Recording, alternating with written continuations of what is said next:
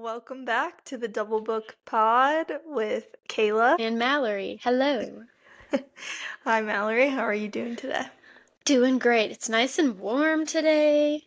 Mm-hmm. Feels like summer and it's like 54 degrees. It's very nice. How are you? Balmy. Very Yeah, balmy. it's sunny here as well. In South Carolina, it's like 70, more like 70. 70? So, got you beat a little bit, but yeah, That's so it's very nice. nice today. I'm glad that the cold weather is leaving us. Don't But jinx it. this weekend, I know. This weekend, I was extremely cold at the cabin. For the listeners that don't know, my husband and I have a little cabin in the mountains, like 45 minutes away from our house, and we are going to turn it into an Airbnb. But for now, we are just kind of enjoying it, and it's the perfect place to read. And it was extremely cold this weekend because the heat pump was not working. No. And we had to rely on like this propane heater on the wall. But it was fine. It was okay. My God. But yeah, I got a little bit of reading done. And it was cozy nonetheless. Good. What did you do this weekend? I had a friend come from out of town to visit. We saw a comedian that we like, Eliza Schlesinger, in Pittsburgh, and the show was really fun. It was good. Yeah, she's really funny. And suddenly it's Monday again. Suddenly, here we are again. But I'm excited to talk about Crown of Midnight today. Oh, yeah. The Throne of Glass series. I am fully invested. And I guess we'll just go into our reading updates. So for me, I am on Heir of Fire now, which is the third book in the series. And I did something a little crazy this weekend because I don't normally listen to audiobooks at all. I am strictly just a regular book kind of gal. But I was staining the porch, like our back porch, and I didn't want to lose my momentum. I knew it was going to be hours of work, and I was like, I'm just going to get the audiobook. It's like $2. So, like, it'll be fine. I'm just going to try it out. And it was okay. Like, it wasn't the best, like, experience. I Yeah. definitely preferred just reading it. Mm-hmm. But I think it was also just the person narrating it. Oh, yeah. The lady's voice for these, she's not my favorite, but it's fine.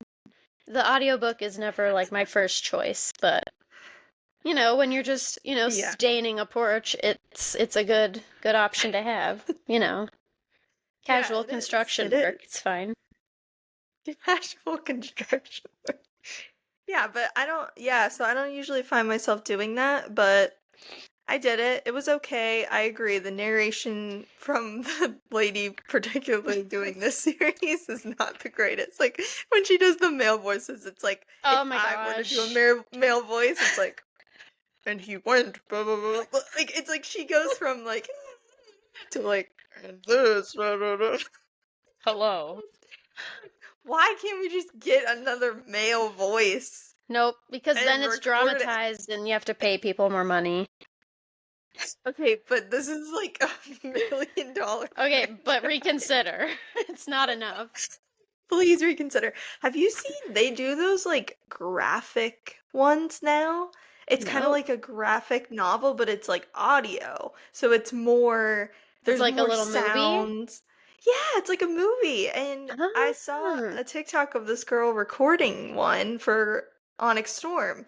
And it was really cool. Like it had the sounds of like the dragons and like everything. It was pretty cool. That's super cool. Yeah, I'm gonna have to check one of those out sometime. Yeah. Because I feel like for like a fantasy book where there's a lot of action, it could be really cool. That would be fun, yeah. Cool. Yeah. What about you? What have you been reading? I'm currently reading a book about anti-gravity, and I just can't put it down. Wow. What kind of anti-gravity? like The joke went right over your head. Did it really? Right over your head. What is the joke?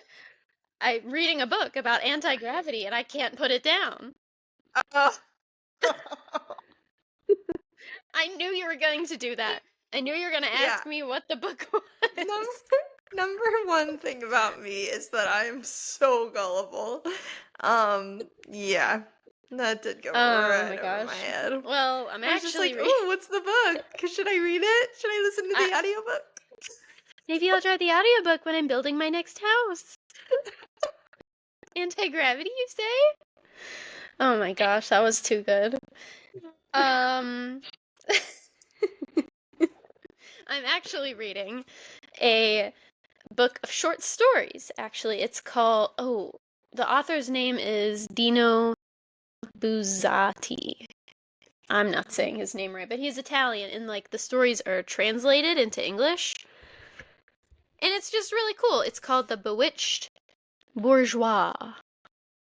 Oh. And it's really cool. They're all a little like spooky and creepy, but it's interesting. I've read a couple books before where they're translated into English, and it's just cool. It's just you receive it differently because it's like generally more straightforward, and it's just cool. And they're a little creepy, and they're very short, as I said, because they're short stories. But that's cool. It's fun. A good little switch up. That's interesting. Yeah, I like that. So you're done with your book club book? Nope. I just can't do it. All right. So it's been really postponed, the book club. Yeah, I feel I'm going to have to take a leave from book club because I can't do it. I don't know why. I can't read. It's not working. Not for these books anyway. Yeah. I'll try again another time. That's fair.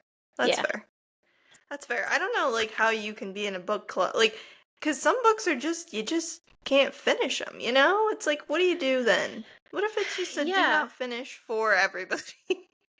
Well, this particular book club, we're reading 3 books, and it's just like for a month. And we were meeting once a week for a while, and it was just too much. It's just a lot. That's a lot. Yeah, and that's a lot. It feels like school a little bit, and I'm just not super interested at this time. But I'm going to pick it up eventually. That is a lot. I don't know how people could read one book a week and then do an episode on it once a week. I mean, that's a lot. That's a lot. I don't know. I mean, we're reading good books. Right. Speaking of that book, shall we? That book. Yes, we shall. Just a little bit about where we left off from Throne of Glass, book 1. And just a spoiler announcement. There will be spoilers. Big time. We are I feel like we don't do that enough. We are covering the book, and I feel like everybody knows that, but just in case you didn't know, spoilers ahead. So, Throne of Glass book 1. We left off with Celaena becoming the king's champion. And she is one step closer to gaining her freedom back. So the deal is that after 4 years of serving the king, she's allowed to just be free again. And that's really that's the only thing she wants. She wants to be free of everyone and everything, which is why her and Dorian are donezo. She broke it off with him. She just wants to be untethered. And so as the king's champion, she is now supposed to do his dirty work. And basically that means that she takes out anybody on his hit list.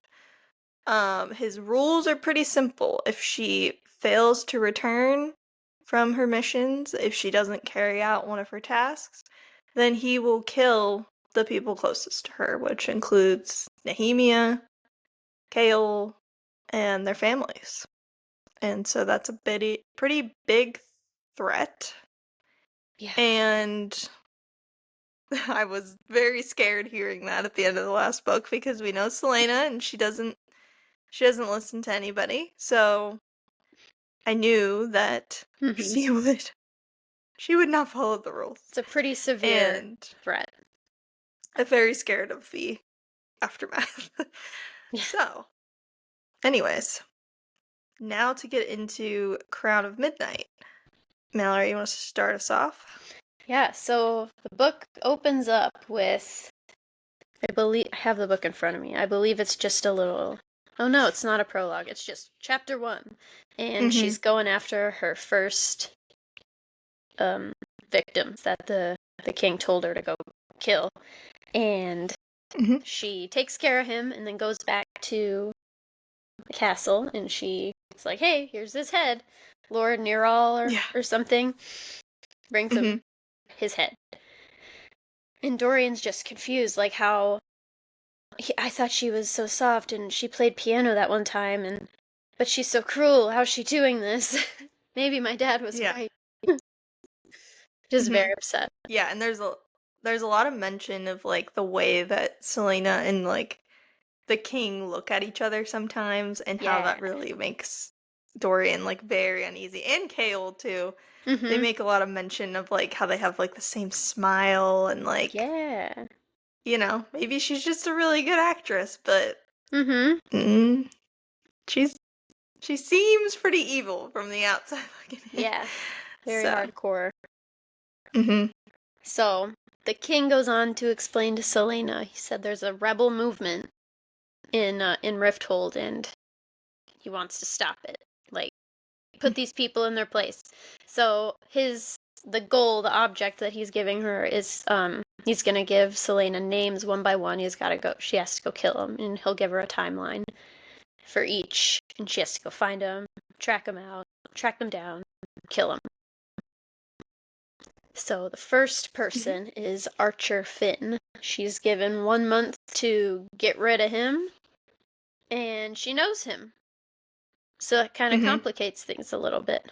They were at the Assassin's Keep together, and I guess he's kind of a player and also like a prostitute. Yeah. So yeah, she knows what she's getting into with this guy. Yeah, and I think this just brings up a lot about her past, which we still don't know the full extent of it, but it's definitely jarring for her. She doesn't like to go back to that place, and this is going to pull her right back into it. Yes. So it definitely sets up for a very interesting first mission. And in the meantime, like, things are getting a little more flirty between her and Chaol. From their interactions, it seems like they're, you know, kind of flirting with each other, kind of a little more than just friends. And now that she isn't with Dorian anymore, I think there's this sense of, you know, maybe she really just wanted to be with Chaol the whole time, because they kind of had a thing in the last book too. But just a little more tension between them. And then we come to find out that, psych, Celaena's not actually killing anyone. Which, honestly, for me, this was possibly one of the biggest plot twists of the whole book. Really? Just because it happened in, like, the 3rd chapter. I mean, like, it's a pretty big twist where she's just like, yeah, I'm not doing any of this. Because it is crazy. Like, I know it happens in, like, the 3rd chapter, but it's like, it's still a big deal. Like, it really caught me off guard. Yeah, so she, instead of doing the king's dirty work, she's actually giving each of her hits the choice of whether they want to fake their own death and flee, or if they want to be killed. Obviously, they take the chance and they flee. They assume new identities and they just leave their old life behind. And she, instead, because I was kind of wondering, I was like, okay, where are all these bodies coming from then? Because she keeps like parading them around. Like, I remember you saying last time, like, how like graphic it is, and I felt like last book it wasn't as much as this book, but it's definitely more graphic. It's already she's just like slinging the heads around and I have this head in a bag. Pretty crazy. No big deal. But so she's taking bodies from the death houses and she's bringing them to the king instead for proof, and they're pretty like messed up, so nobody would really know if it's really that person or not. And another thing to note is, like, there were actually a lot of people dying, she says, because when magic was, like, eliminated from the world, then people, like, died a lot more easily from these, like, curable diseases that they were able to cure with magic before. So they really are just, like, piling up, and nobody really notices when she just, like, scoops one up. Just I just see that corpse real quick. I just need to see something with this corpse. Thank you. Yeah. Just need to bring this with me, thanks. But then so then this leads to, like, okay, what if the king finds out about this? Because, like we just said, his rules were pretty clear. And yeah, the whole time I was like, oh, so somebody's gonna die in this book because of her being an idiot. But yeah, and nobody knows at this point. She's the only one that knows, and the readers, because it's just too dangerous to tell anybody. She doesn't know who to trust, and she doesn't want that to get back to the king. So yeah. Chaol, in the meantime, is still just having a really hard time with the fact that he killed someone. In the previous book, he killed Cain, aka Cato, aka Jack Barlow. aka yeah. And a lot of you got our Cato reference. I feel like a lot of people were like, that was spot on. For sure. It was. We got validated. It was. Hardcore. Hardcore validation. But yeah, Chaol's having a real hard time with this, and Selena is, just so soft and feminine and helpful and supportive, and she's like, well, you're never gonna forget. I've never forgotten anyone who I've killed. So you're gonna have to sit with this for the rest of your life. And he's probably like, oh, awesome. Yeah, thanks, Selena, so great. For the pep talk. That's amazing. She's just like that, and I love that about her. So straightforward, I love it. And blunt. There's so much.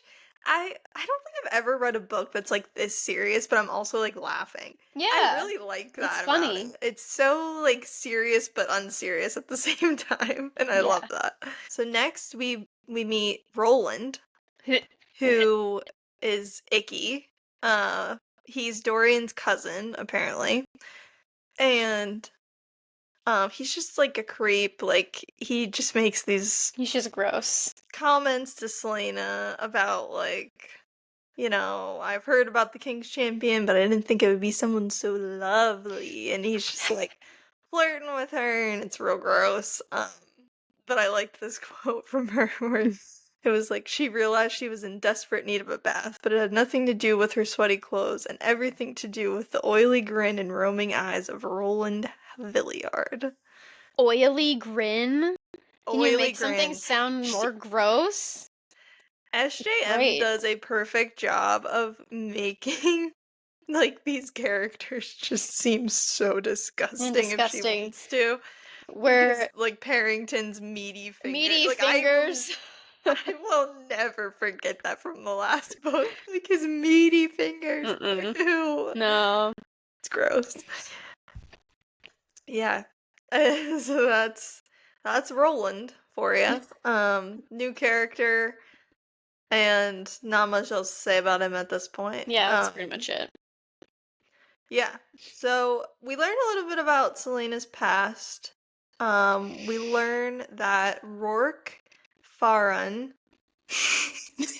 It's Farron. Farron or Farron? I don't know. Farron? Let's get it out of the way now. What is it? I feel like I don't know. Farron? Farron? Okay, let's go with Farron. Okay, we learned that Rourke Farron, he was the one that killed Selena's former lover named Sam, and that he has now been killed at the hands of Arobin Hommel's personal guard. So Arobin is Wesley. Yeah, his name's Wesley.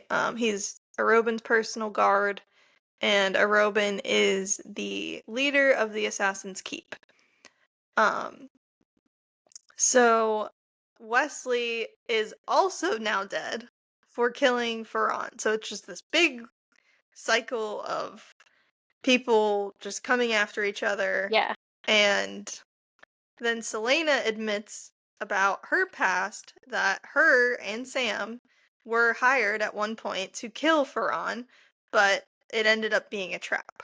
And the same fate came for Wesley, who we're learning about now, who's also dead. And so that's just a little bit about her past, and just leads us to believe that that's the reason why Sam was killed. In Selena and Chaol's dialogue and their little flirty chats, we learn about Chaol's former girlfriend, Lithaean? Lithaean? That sounds right. Yep. I don't know. We'll go with it. Lithaean and Roland, Creep, slept together, and Chaol walked in on it, and I guess that's not good. That's pretty bad. He just always breaks for him. He's just very sweet, and he's so of course that happened to you. He's such a tragic character. I just feel like they're just always hitting him while he's down, and I just want to see him win so bad, so bad. His time will come. Yeah, Chaol's time will come. In this book, actually, it does. Well, kind of. And then once again, smack. And then once again, it's taken away. Just a big slam. Okay. Yeah, never mind. It's not looking good for him. Oh my god. Alright, next up, we get into a little bit of the magic of it all. So, first off, we see a monster in the library. Calling it a monster sounds like I'm 2 years old. It's a beast. And she wrote in all caps, "There's a monster in the library. Eek!" Yeah, that's for a kindergartner. It's a beast. Let's call it a beast. There's one in the library, so that's super fun. And we also meet another character, which I want to get into the specifics of this, but apparently now on the tomb of Elena, there is now a talking doorknob named Mort. And I love Mort. Where has he been the whole time? I love him, but where have you been? Where was he in the first book? Yeah, Mort, we could have used your help. Mort. Seriously. Mort the doorknob. And he's not very nice. He's kind of a little jerk. Mort the doorknob. Yeah, he just gives her these weird, elusive clues that aren't really clues. He's oh, look at the tomb, and there's that inscription, which we still don't know what that means. It's time's rift. Time's rift. What does that mean? Anyways, yeah, he's just look at the inscription, and she's okay, and then she just leaves. It's thanks, Mort.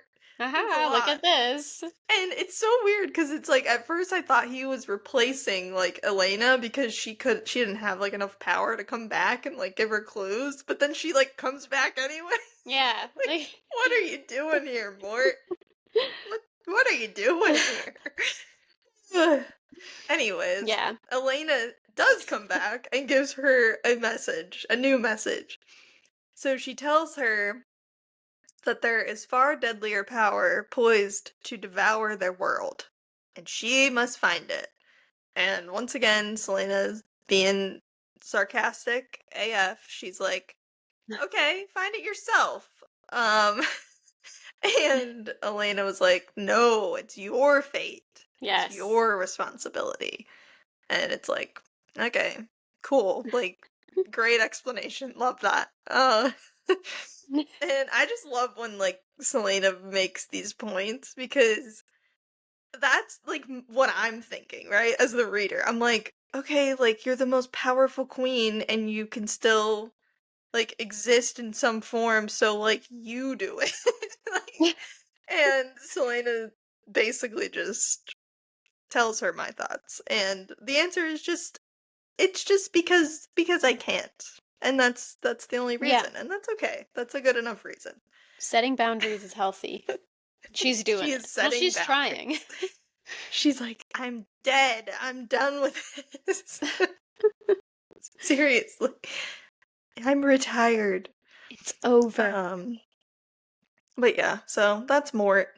Elena just comes back and tells her that there's more to her story. So Yeah. that's really comforting.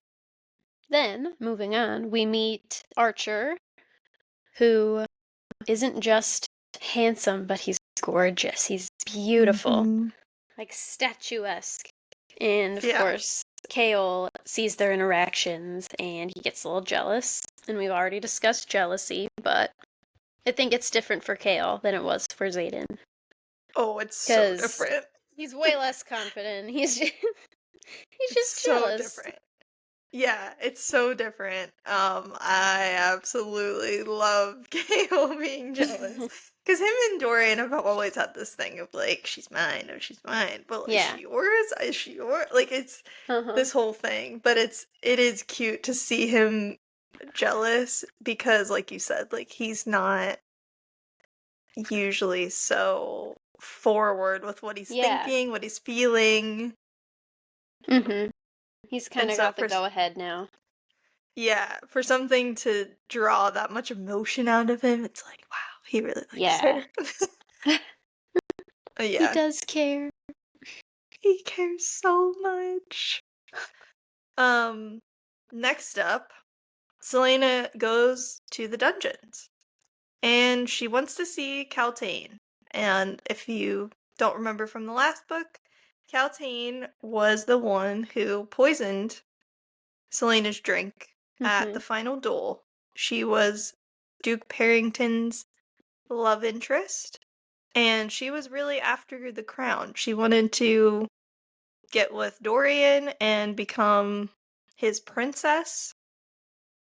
So she was trying to take Selena out any way that she could. Yeah. She gave her the poison, and then Duke Parrington gaslit her and got her thrown in the dungeons for that, even though it was his plan all along. But anyways, Selena meets her in the dungeons. She asks her about Roland because she's just not getting good vibes. Caltaine confirms the fact that he is no good. And she also says some other things that are interesting, like her headaches are getting worse. She can't remember anything. They come down every so often and like talk to her or whatever, but she can't remember their interactions, and she hears these flapping wings all the time. Yes. Which at the time she says are like crows, but we're not super sure. We're not sure what those are. Yeah. So just some creepy things going Just on in the quick dungeons. visit to the dungeon. Just a quick little jaunt to the dungeon is all. See girly pop Caltaine. Girly pop. And we'll see her again. We sure will. Later on in the story, for sure. So Selena goes on to meet with Archer Finn. She wants to get some info out of him about the rebellion. And her goal is to charm. And Chaol is just not excited about it. He's like, I think we should take another course of action. I do not think you should charm him. Because, as we said, he's a little jealous. And he has lost the Selena battle before. And he doesn't want to lose her again. Many times too. Not just to Dorian, but to Nehemia, to Fleetfoot. Everyone. Like he's anyone else. He's on the sideline. He is not winning with her. On the bench always. Just watching her put on her little dresses. Yeah. I liked this part a lot. I'm a big fan of, I know this goes against the entire feminist movement, but I'm a huge fan of, like, the trope where he's like, you're not wearing that. And it's like, I don't know why, I just like it. I've never had that happen to me in my actual life. My husband has never told me not to wear something. Maybe that's why I like it, but, it's fantasy after all. Yeah, it's fantasy after all. But I just like it. He doesn't say those words specifically, but, oh no, he does. He literally does. Yep, you're not wearing that. Yeah, I thought I just, like, made that up. Okay, no.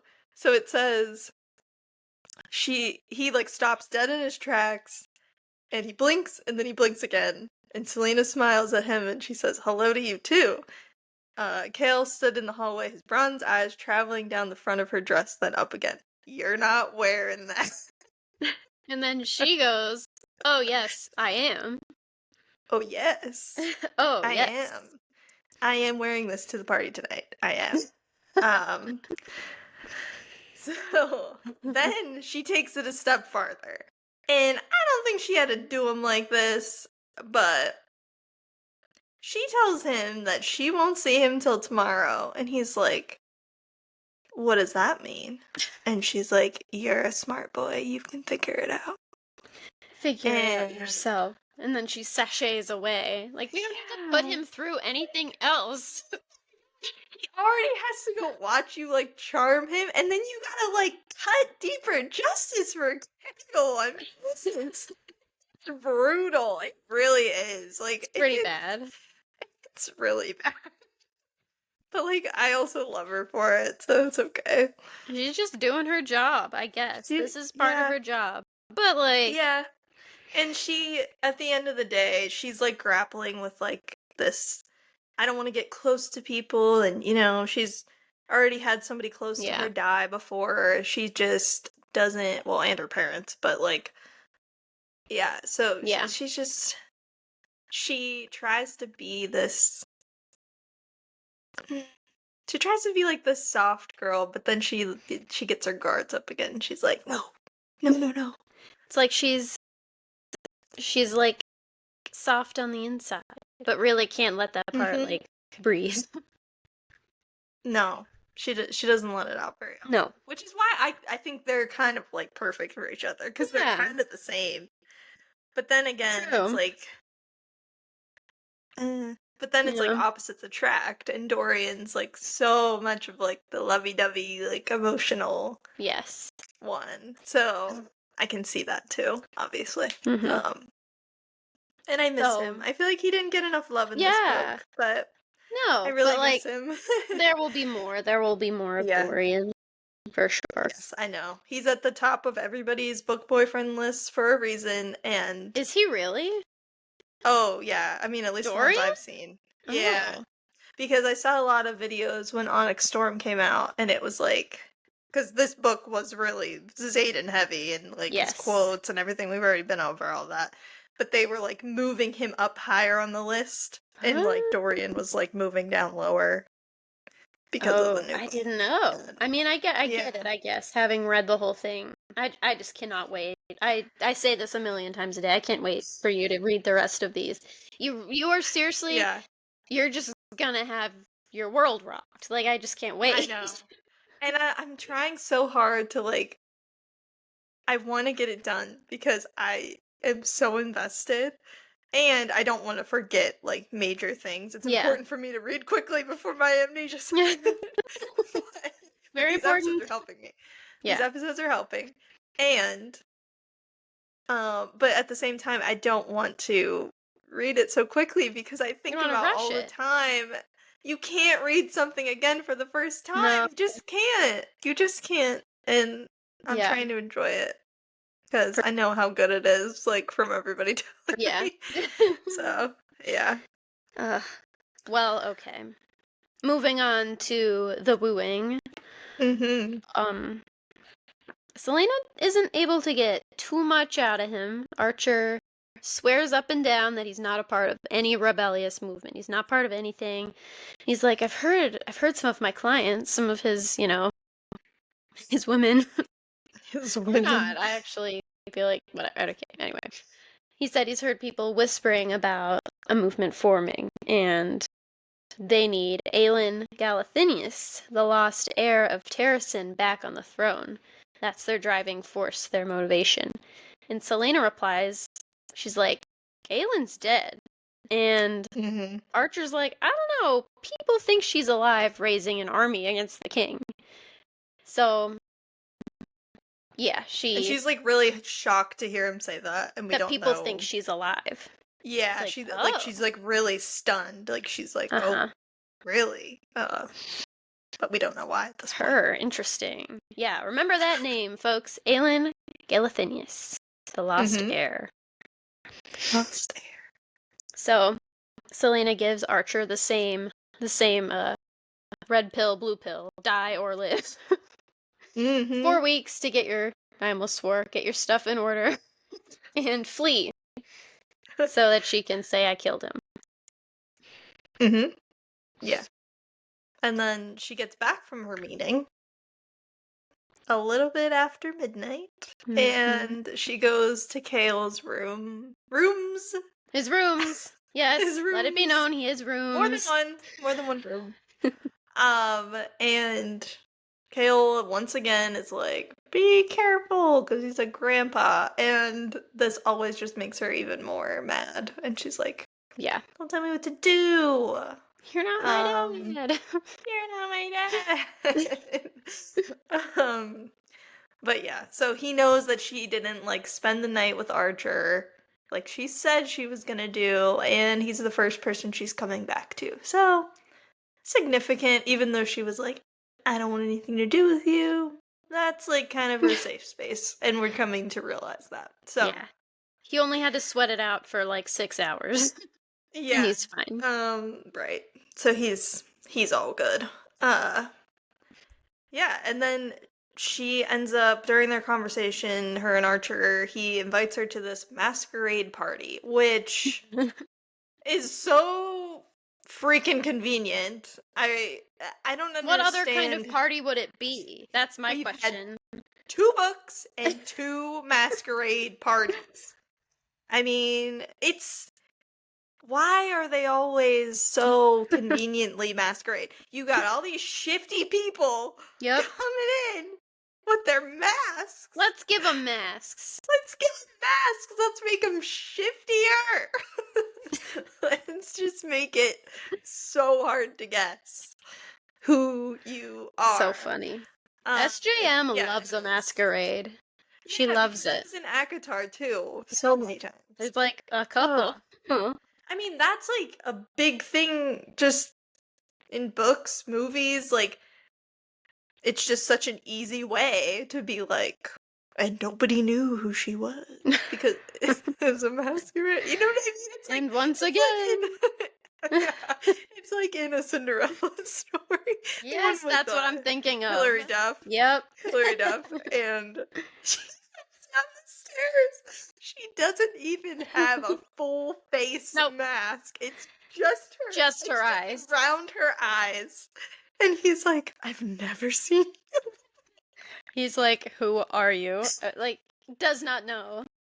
So simple, so easy. Chad Michael Murray. We know you know who that is. You know who that is. Also, like, one of the only blonde girls. She was, yeah.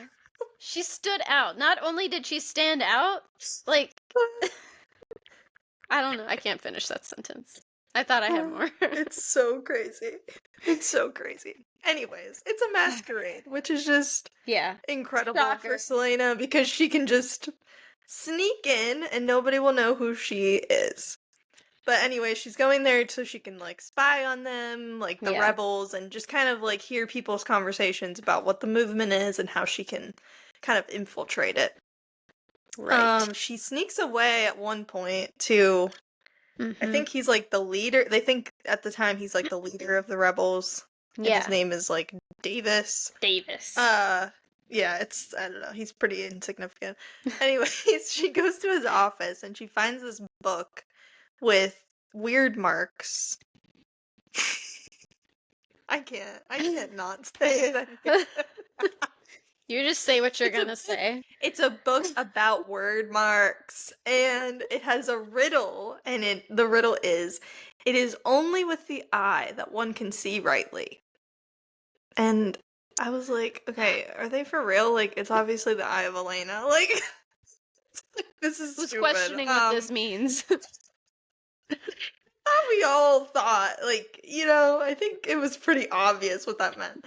But anyways, he catches her in his office, they fight, she is stabbed with this poison blade, but she eventually kills him and flees the party. She goes back to the castle, and she goes to her, quote, safe space, which is Chaol's rooms, before the poison hits her. Yeah. And that's the end of that little saga. Mm-hmm. So this next part, I mean, it's like a little significant, but it's not. I don't know. Maybe there's more to come on this, but it was kind of, I don't know. I think it was just a filler. Maybe. Yeah. I don't know. So she finds this secret passageway that's hidden under the library behind another tapestry. Yet another secret door. Which, like, okay, if you're gonna use a secret door, you're in a library. Use one of those, like, pull book Pull a book. thingies, you know? Pull a book Nope. on A word marks tapestry. and open the door. No, it's another tapestry. It's pretty easy to find. Anyways, she slips back there. There's a solid iron door at the bottom of these long, long steps. And iron is immune to magic. So she's like, well, is this keeping me out? Not me, but magic out. Yeah. Or is it trying to, like, keep something magical inside? But yeah, just another little mystery. Something to be suspicious of. Yeah. Just another thing to be suspicious of. Would you look at that? This next part, I thought this was really cute and I really wanted to include it. So, I can't remember the backstory on this. I think it's a party for Holland or something, Dorian's brother. Yeah, like his Because birthday. they have, like, this whole carnival for him, Yes. and there's, like, this dinner. They invite this singer to come sing, and she sings about magic and eventually dies because of it. But anyways, the song that she sings, during it, Selena, you know, she really gets moved by the words of the song. So it says, like, of all the kings and emperors who had come courting her with promises of wealth beyond imagining, it was the knight's gift of seeing her for who she was, not what she was, that won her heart. And she, like, starts crying, and Chaol, like, grabs her hand under the table, and you're like, he's the knight! You're just, like, screaming at your book, like, it's him! And I loved that part, and it comes up again, too, in another scene later on. But yeah, I just thought that was really cute, and I was, like, kicking my feet at that part. But yeah, there's no magic, and this lady singing was singing all about magic, and you see where that got her. Yeah, she was We don't talk about executed magic. For that. We don't talk about brew. If there's a Bruno in this book, I'm gonna lose it. Oh my god. I do not think there's a Bruno. If Bruno is underneath the castle, that's what we should call one of the beasts. Bruno. We'll have to name one. Yeah. The monsters! Monsters! Eek! Oh. Yeah, I guess another big point is that she finally confesses to Nehemia that she actually hasn't been killing any of the people on the king's hit list. So she's the first person that she tells. And it's kind of funny because she questions her earlier on and she's like, how could you do this? Like, you're you're the worst. And, like Selena just has to kind of play it cool. And just act like she doesn't know. But now it's out in the open. Nehemia knows. And I think she's proud of her bestie. Yeah. For sticking up for what's right. And then one more thing I wanted to mention that was kind of got brought up in the last book. So do you remember when they were at the final duel and there was like a chalk line like surrounding where her and Cain were fighting? And it was like they had to get out of the line. So during that scene, they say that like Chaol is like reaching out to her, like he's like reaching over the line, like over the line. He's trying to, but he can't, and like he's just like reaching out for her, but she's being attacked by demons and cannot like, get to him. So I don't know. I just find that she references that a lot. She uses this line to like kind of make comments about their relationship and like how he feels about her, and I think that's like just kind of a parallel to that moment. But because he always says like he's like towing that line, toeing the line. He managed to stay on this side of the line last night, or whatever. But I don't know. I just think that's interesting, and I just made that connection. So next, we find out that Roland has a ring. They mentioned him having one of these rings that they mention the king has, Duke Parrington has these rings, and in the last book it seemed like they were using those to kind of like control the people around them, like Caltaine and Kane and everybody, and so it's just an important fact that Roland, who is the king's nephew, also has one. So we don't know what those mean yet necessarily. Yeah, but it's sus that he's wearing. I think it's just important. Yeah, because he's another bad guy. It's all these gross men with their meaty oily fingers. smiles and their meaty fingers. I don't know how you get the rings on when your fingers are not meaty. It's so meaty. He's got one. Oh my god. So see, that repulses me more than seeing Selena bring back like a head on a stick. Just a random head. Repulsed by Parrington's meaty fingers more. Like, I think that is disgusting. It makes my skin crawl. It's pretty but, like, gross. Go off, Selena. Bring the head in. I want to see it. It's just, like, it's so funny. Oh my god. So, I just lost my page, but next is... You're good. Dorian has a little moment. He's in a meeting with some higher-ups like himself, and they're talking about what they're gonna do with the people of Elway. I think that's how we're saying it. That's Nehemia's kingdom, her territory. And he gets upset because of how they're discussing the treatment of slaves, right? I believe it's slaves. And I guess they're going to be living in pretty crappy conditions, and he gets really mad about it. And he leaves, and he punches this wall, and, you know, like an angry little boy. Punch the wall. I'm mad. Love it. But his hand does not hurt. And there's this perfect, very clean circle of, like, dust and debris around him as if he was protected by something. That's when we realize Dorian's magic. And then he throws up everywhere because that's what we do in this book. I just love that. We can't get away. And then he throws up on the floor. Well, yeah, okay. Always now we vomit because that's what we have to do. We can't be in the book if we don't vomit, okay? Hawk it up. So yeah, he's very scared of this, obviously. Because there is no magic. I'm the heir to the throne. We can't tell anyone. So he's freaking out. He's very nervous. And there's a quote. It says, if anyone found out about what had happened in that hallway yesterday, i.e. punching of the wall, about the magic he might have, his father would kill him. He had a second son, after all. Families weren't exactly supposed to think like that, were they? No, they weren't. That's rough. But yeah, he's got a spare. So let's kill the magic one. So that's a big problem that's introduced. Yeah, in the spare. Yeah. Yeah. That's rough. It's rough to hear. It's scary. But yeah, it's scary.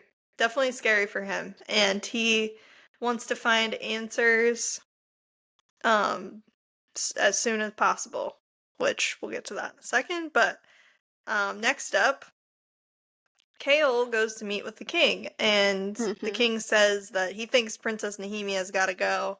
She is becoming way too influential around the castle, and he's not supporting what she's preaching. And the king says that there was an anonymous threat to her life. So the threat to her life while she's living in the castle is a threat to everybody, and he just wants her gone. Yeah. So yeah. So Chaol knows that information, and he keeps quiet because keeps that to himself. at the end of the day, his loyalty is to the king and Yeah, his he's guard. got a job to do. Yeah, and unlike Xaden, his loyalties lie Yeah. with his job. He's So got different priorities. he does. He does. Yeah, so then we meet Baba Yellowleg. Yes, Baba. I can't. Okay. Baba Yellowlegs. A witch. Yes. She's a witch. Her And she sister was a was witch. Her sister was a witch, right? And what was her sister? A princess. The Wicked Witch of the East, bro. Every time I have the chance to perform that entire sequence, I will, because it's my favorite thing on the internet. Yeah. And given the presence of witches in this series, it's gonna be a lot. So this will not have been the bear first with time. us. Sorry, Bear I with us, can't. folks. Yeah.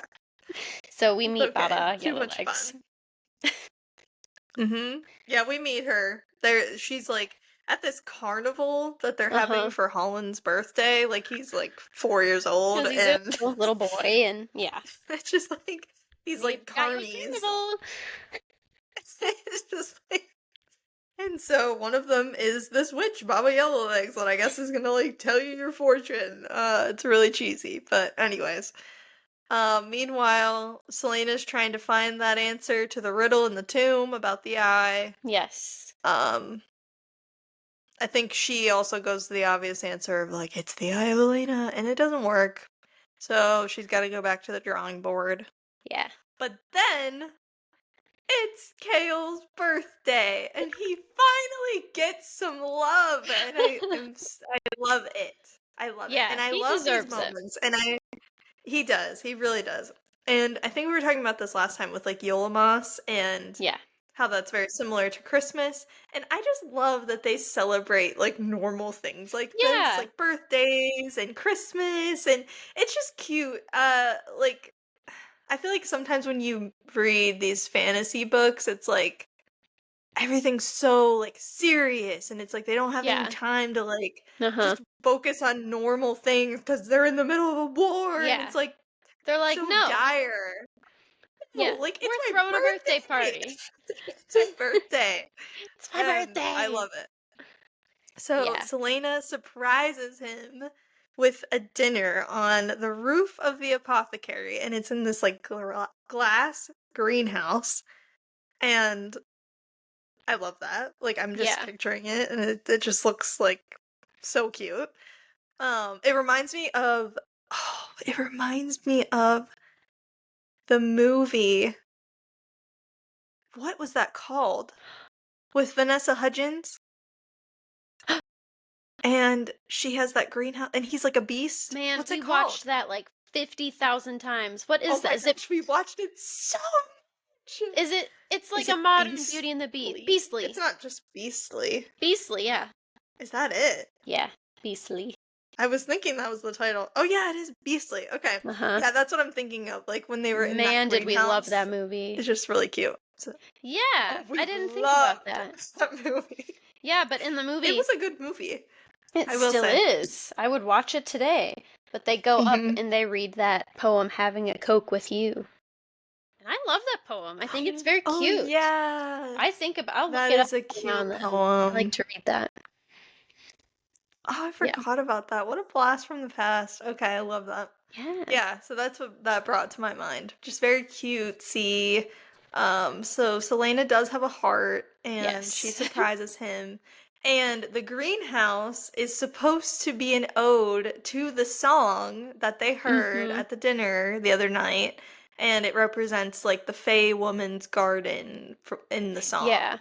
And it's so cute because she's basically like, I choose you, like you're my knight. And it's just, it's so cute. And it's very she like tries to downplay it. She's like, I know it's not much. And he's like, this is the greatest thing that has ever been. He's like, no one ever does anything for me. Thank you so much. Nothing good ever happens to me. Thank you. It's like, I'll take it. Thank you. for finally noticing me. It's been a while. But it's just really cute. And then she ruins the dinner a little bit. She's like, we need a mood shift. Work. You're not supposed to talk about work. It's his birthday. No. But anyway, she brings up work and her job, and she's like, by the way, I haven't assassinated any of the people that the king has asked me to assassinate. Yeah, none of them. And Chaol is furious because, number one, he loves her and doesn't want anything to happen to her, and the rules were clear, miss. But number two, his head's on the chopping block. Yeah. So, did you not think about me? He's probably thinking, like, he's like, is this my last meal? Is that why she's doing this? That's why this is so nice? Seriously. Oh, by the way. But, yeah, by the way, what would you like to have for your very last dinner? Jeez. So yeah, she breaks the news to him. He does not like that one bit for obvious reasons. Birthday ruined. But anyways, they go back to the castle and they finally kiss, and it's the best thing ever, and they spend the night together, and it's just amazing. It's very sweet and mushy. Yeah, it is. It's very sweet and mushy. It gave me butterflies. So, yeah. Love that for them. Yeah. Hope it lasts a while. So then, I'm gonna change the subject. So then, Dorian visits Baba Yellowlegs, goes back to the fortune teller lady, and he's like, hey, I think I'm magic, can you help me? He's like, hypothetically. Like, I have this friend who is feeling urges, and he's punching walls, but his hand's not broken, and I think he might be magic, and I think he's really stressed about it. This is just my friend. What should I tell him? Sweating bullets. Yeah, so he's sweating. He needs to know. He's quite nervous. How the heck he has magic. Yeah. And she basically tells him, like, to find out the exception to the rule, you have to look at who invented it in the first place. Yeah. So, of course, again, extremely vague. We're speaking in riddles because we're Baba Yellowlegs. It's fine. It's fine. Everything's fine. But yeah, so Dorian still has no answers, and he is magical. Next, some more friendship time between Nehemia and Selena, but they're not having a good time in this conversation because Nehemia pretty much calls her out and says that she should join this rebel movement, that she should, take a stand and really fight for what's right. And Selena was like, no, I don't think so. Like, she really just wants to fade into the background. Yeah. And her fate and her prophecy will just not let her do that. No. She hates that everybody keeps telling her, like, you're much bigger than you think. And she's like, no, I'm just a girl. Like, I am just a girl. She says, I am one person. And then Nehemia's like, chosen by Queen Elena. One person who blah, blah, blah, blah. One person. And this gives this little speech. And Selena goes, this is ridiculous. Like, she's not interested in her fated quest. It is. It is. It's ridiculous. Can I go to the broom closet? Yeah, with Chaol. So Nehemia, she gets a little heated. She calls her, like, extremely selfish. Coward. She calls her a coward. And that word really sticks with her. Oh, yeah. Later they end the conversation with Nehemia saying, you're a coward. You are nothing more than a coward. And then Selena goes, when your people are lying dead around you, don't come crying to me. That's how their conversation ends. is a big fight. Ooh, Big friend big fight. Big friend We've fight. never had a big friend fight. I was just gonna say that we don't have much experience with that. Like, I don't. No, it was honestly that one time in high school when we had the One Direction versus Taylor Swift fight. And we were mad at each other for. What? This is our only fight and you don't remember it? No, I don't remember this. I don't. Alright, well, I'll tell you. Did you call me a coward? I called you a coward. And you said, when your people are lying dead around you, don't come crying to me. Don't come crying to me. We were in, like, I think 9th grade or 8th grade. And we were in art class. We sat in the back of the room for this together. It was called Basic Drawing, actually. That's what this was. That just came to me out of nowhere. That was our class.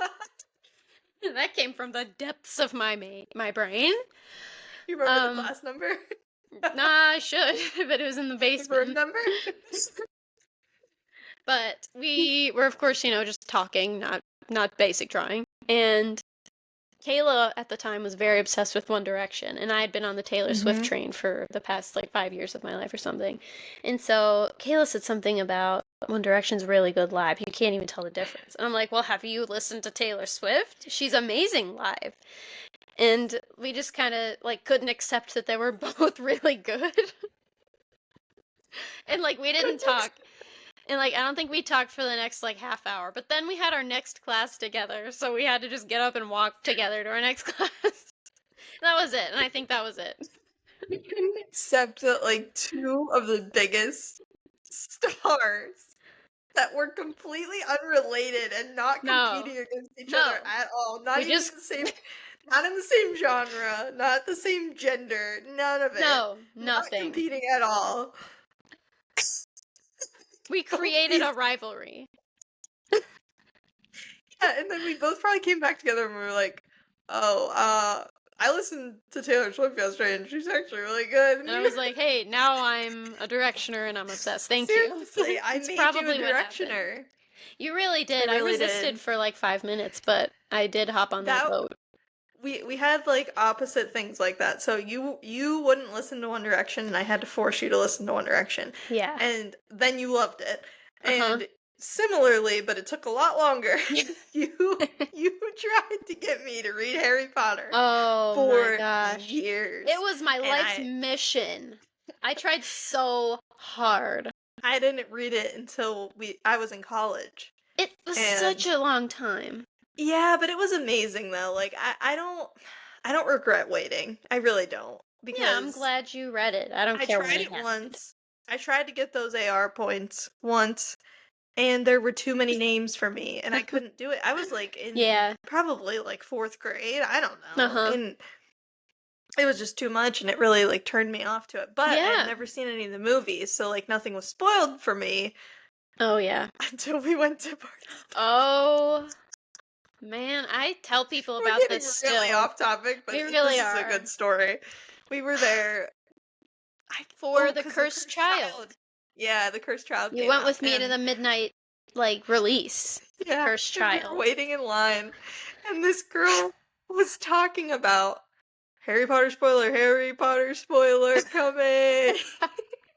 It's coming right now. It's coming right now. Skip. It's coming right now because I don't want anybody to have the same fate as me. Yeah. That Professor Dumbledore died. Oh my gosh. And you were on book 4. You weren't even close. I was on book 4. I wasn't close. No. And I will say after book 4 I lost a lot of momentum and I think that could have been the cause. Yeah, definitely. So I was so mad. You ruined it for me. And I'm not going to hold it against you because they were out for decades. And I mean, the spoilers were there. The spoiler, but it's not a spoiler. But it really crushed me because it was went really my sad. Whole life. I was friends with you. I mean, I was surrounded by people that were probably just obsessed with it. And yeah.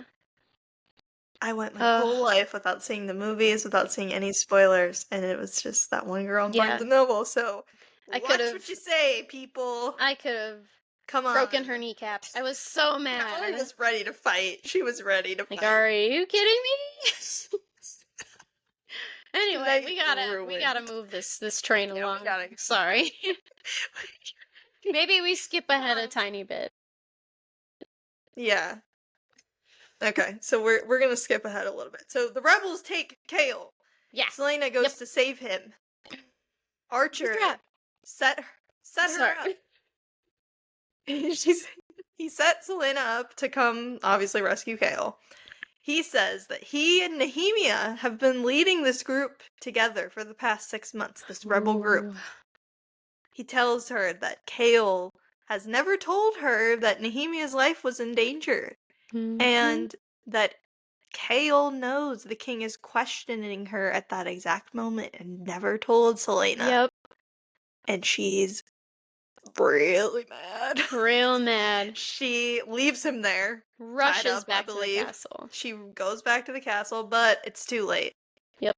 And cue the tiny violin. Very sad. Nehemia has been killed. Brutally murdered. Brutally. Like, very similar to how her parents were murdered. Horrible. Just very, very bad. And Chaol comes back and sees it all, the aftermath. And she tries to kill him. Yeah, Selena freaks out. She puts all the blame on Chaol because part of it is on him. And she tries to stab him. She's full send, I'm gonna kill you. Like, she is, like, going to kill him. Yeah. Until a weird force stops her from stabbing him, which ends up being Dorian's magic. Yeah. He can't control it, but he must have just had this overwhelming emotion that was like, please don't kill my friend. Protect my homie. And, yeah, protect my homie. She says to Chaol, you will never be my friend. You will always be my enemy. And you read that quote so many times. Yes. Like, in this, and it's like, I think enemy is italicized. And I just, that's the only way I can read this, because they said it so many times. I know. I guess I emphasize the always, but it is enemy. You'll always be my enemy. Yeah. So yeah, so they that put quote, and then the quote from Nehemia that you are a coward. Yeah. Hold on to those. Those stick with them for a while. So because Selena tried to stab the captain of the guard, she is put in the dungeon with Kaltain because they can't trust her. So they sedate her. Yeah, so it's heavy stuff. That was a very emotionally heavy, like, series of events. Yeah. So then Chaol and Dorian kind of talk. He says that Dorian says that it couldn't have been the king because he was supposed to meet with her like hours after this happened.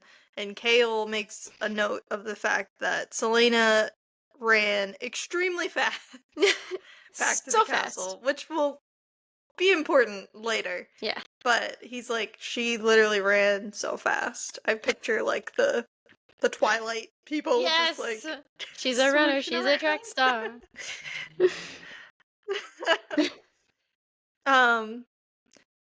We can skip a little bit more, but Selena eventually finds out that it was Grave, yes, who was one of the champions that she fought against, who killed Nehemia, and it was basically kind of, I guess, the way it was done, and she had heard him talk about it because he likes to gloat about it and how he takes out his victims. So she kills Grave and brings his head to the council meeting and confronts the minister who had made him his champion for hiring him to kill Nehemia. She calls him out at the meeting and brings the head in, and yeah, things get real. She's really mad, really unhinged, very upset. Yeah, very unhinged. This is when she like creepily smiles at the king, and it's like, you are the same. Like, this is bad. Yeah. Yeah. And then she figures out the riddle. So she finds out that the eye on the hilt of the Damaris sword, which is in the tomb with her, It fits in this spot that the stag is staring at the wall, Mm-hmm. and she looks through it and she finds this poem. And it talks about these stones. It says, by the Valg, 3 were made of the gate stone of the word. Obsidian the gods forbade, and stone they greatly feared. In grief he hid one in the crown of her he loved so well, to keep with her where she lay down inside the starry cell. The second one was hidden in a mountain made of fire, where all men were forbidden, despite their great desires. Where the third lies will never be told by voice or tongue or sum of gold. Woo! That's Nice. yeah. The first one's like super obvious to me, but they don't find it out until later. Like obviously Yeah. it's like in her crown that's like right next to you. Yeah. But she doesn't find that out until later. She doesn't realize that until later. So yeah. She goes to visit Nehemia's grave and she sings to her, which like this is kind of like an important part, but Kayla's like watching on. She like says in quote, she did not have a beautiful voice. It sounded horrible. I'm like, yikes. Like, that's literally what it says. She did not have a beautiful voice. She, in fact, sounded disgusting. Chaol got the ick. Like, harsh. Yeah, he did. He did. But more importantly, he doesn't recognize the song she's singing or the language she's singing it in. And he learns from the librarian that this was like a song that high nobility would sing, and they were sacred, and they were sung in secret by the people of like the noble court. So that's like a pretty important thing. Yeah. Yeah. So you want to talk about Baba? Yeah, let's revisit Baba, the Baba of it all. Baba is just like, I think, Polish for like old lady. So that's right. What Baba is. Baba Yellowlegs. So Selena goes to Baba Yellowlegs, and that's a mouthful, and asks her. She presents her with the riddle, and like talks about that, and she's like, "Can you figure this out?" And so Yellowlegs is like, these are the word keys to open the word gate.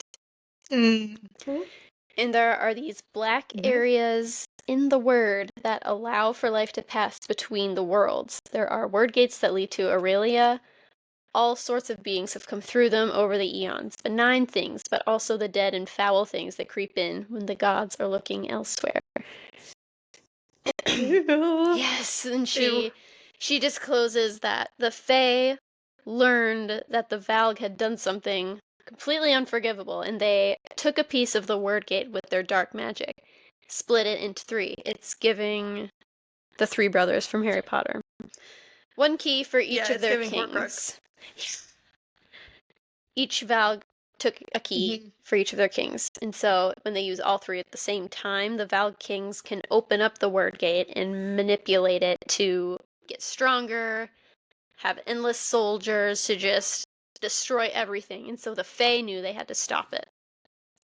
Yeah, basically, like, the person who, like, holds all 3 of the word keys. Yes. They could basically just control all of Aurelia. Like, yeah, this is very important. It's just so much power, but she says that even just having one of them would give you like incredible power too. So yeah, that's pretty it's heavy. That's important a lot, Baba. Information coming from Baba Yellowlegs, like literally one of the most important characters. Yeah. But Selena ends up killing her because she doesn't want anybody knowing that she's like sneaking around learning about these word keys, and now she knows how powerful they are, and she doesn't want her to give up the fact that Dorian came asking about magic for his hypothetical friend that lives in Canada. So yeah. So she kills her. But nobody knows that, obviously.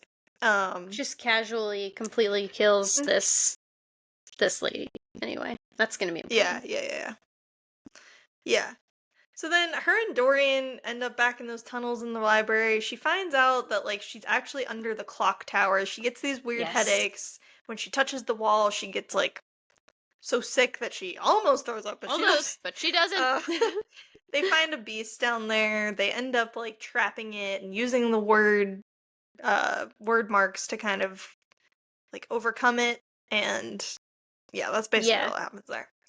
Then she goes back to the tomb of Elena. She finds, obviously, the first part of the riddle was talking about her crown, and but the word key is not there. It's already been taken by somebody else, and now she's like, who has it? This is not good.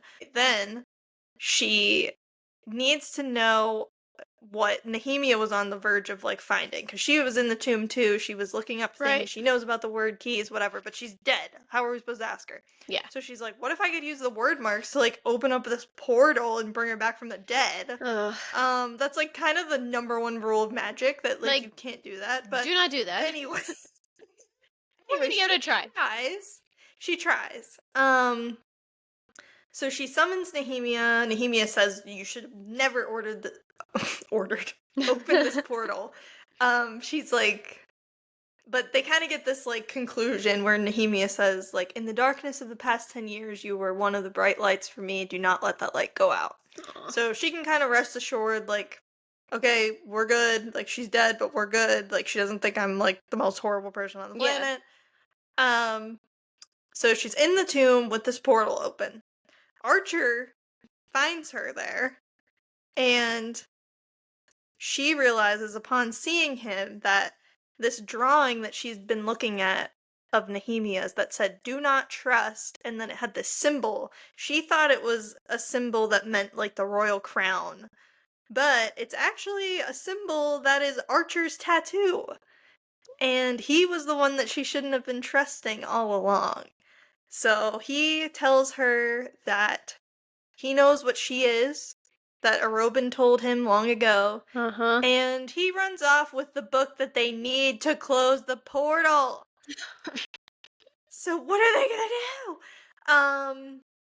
She tries to fix it another way by like wiping away the word marks, which worked in the tunnels of the library, but this time, it doesn't do that. It actually changes the meaning of them, and it actually summons something else, something bad.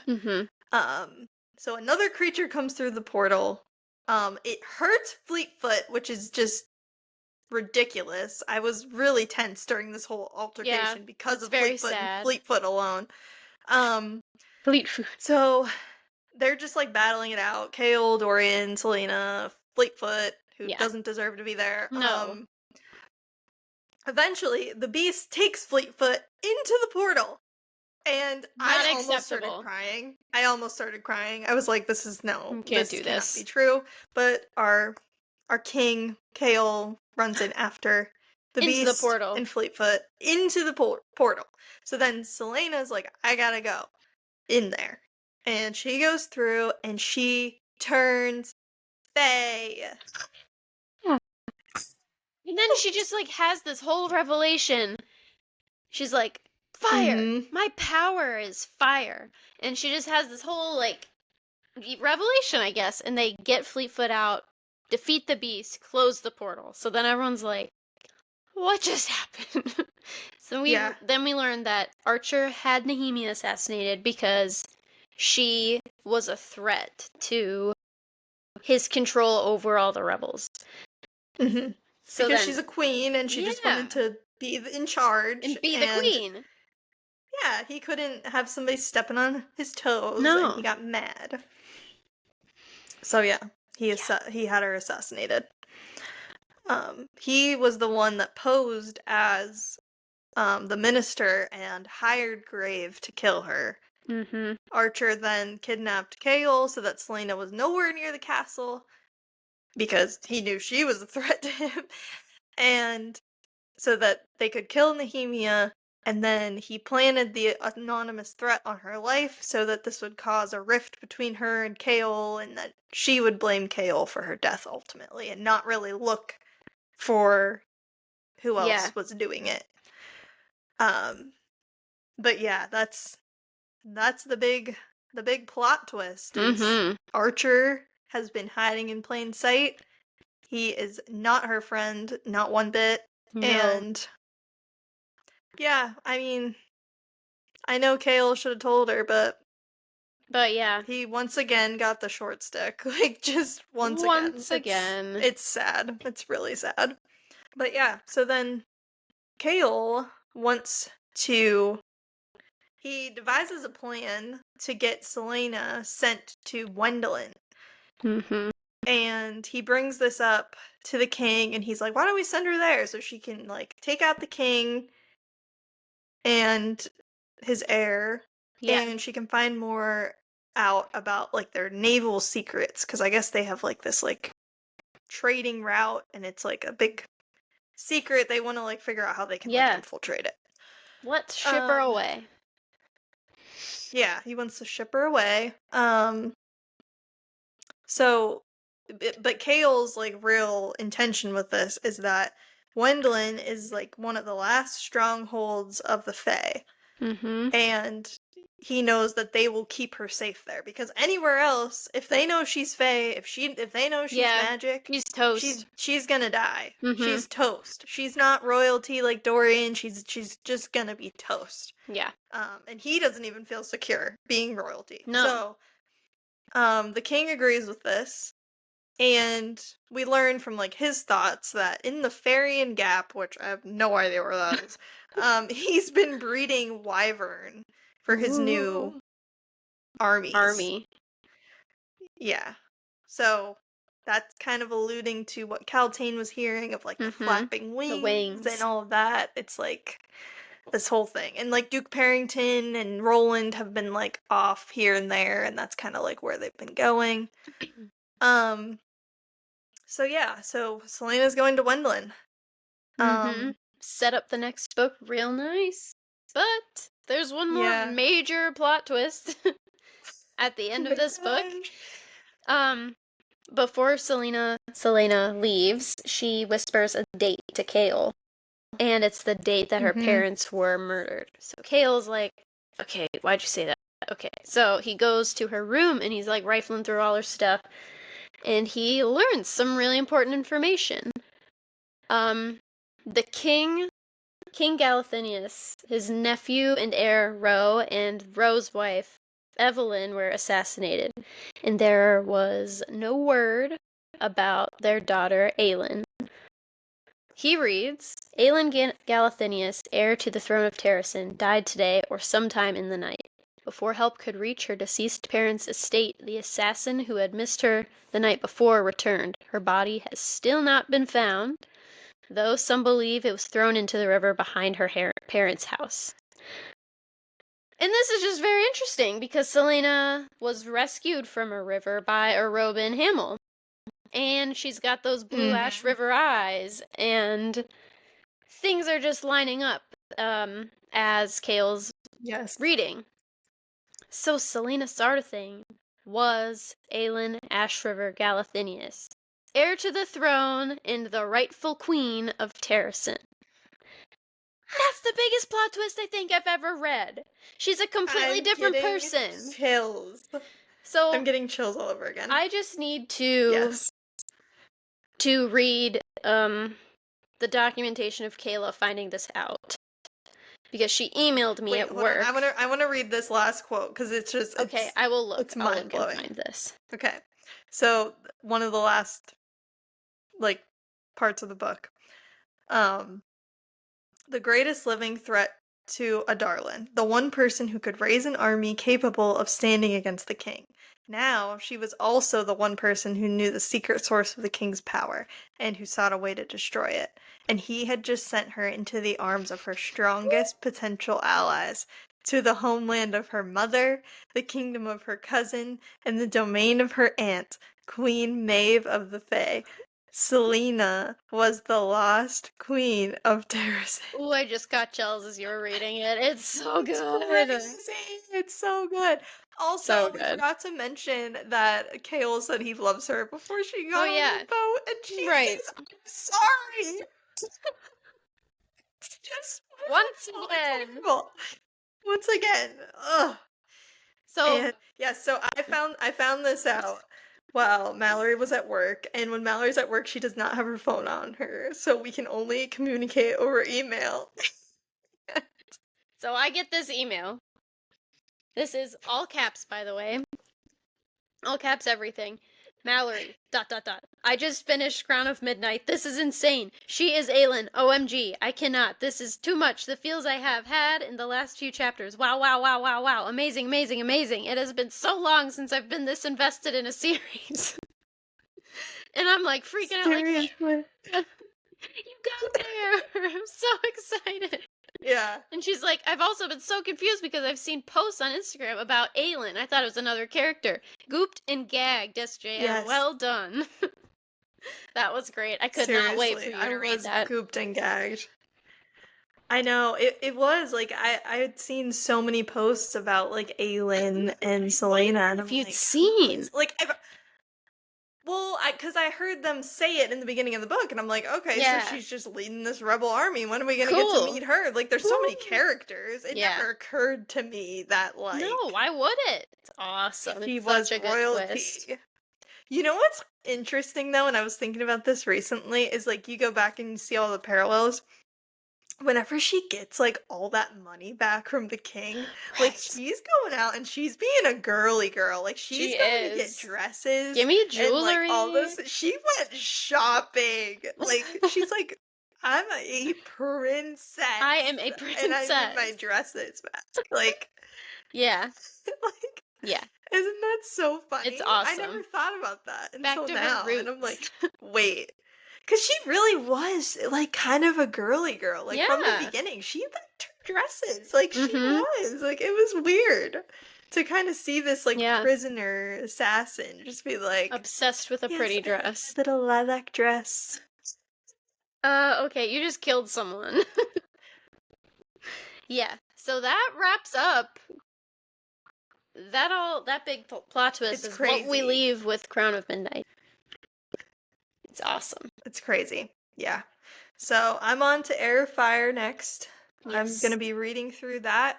But our next episode is actually going to be not with this series. We're going to do a little episode on, like, the books that made us. We've been seeing this trend go around. So we're going to do, like, the books that made us through our childhood, preteen, teen, early 20s now. Yeah.